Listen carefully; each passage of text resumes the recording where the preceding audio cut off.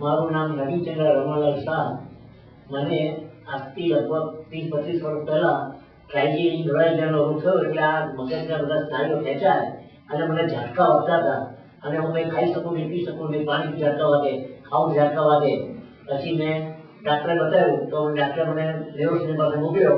તો હું પહેલા પંડ્યા પાસે ગયો અને એમને મને ન્યુરાઇઝર કીધું. ન્યુરાઇઝર કીધા પછી મને એમને દવા લખી આપી. એટલે મેજર નામની ગોળી આવે છે એ મને ખવડાવી. એ ખાવાથી મને દરદમાં તો દબાણ થતું હતું એટલે મને દુખતું હતું, પણ એ ખાવાથી મને નર્વસતા બહુ આવી જતી હતી. હું કોઈ કામ નહોતો કરી શકતો. એટલે મને નોકરી કરવાની મારે શું કરવું વિચાર થતો હતો.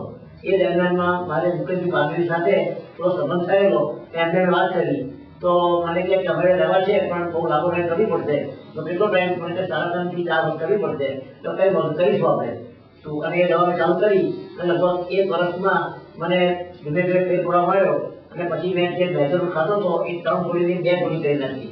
પછી થોડો ટાઈમ પછી લગભગ બીજા 6 મહિના પછી મેં 2ની 1.5 કરી નાખી. એમ કરીને મેં અડધી ગોળી કરી નાખી અને એ ગોળી બંધ કરી અને અડધી દવા ચાલુ રાખેલી એ ચાલુ રાખી.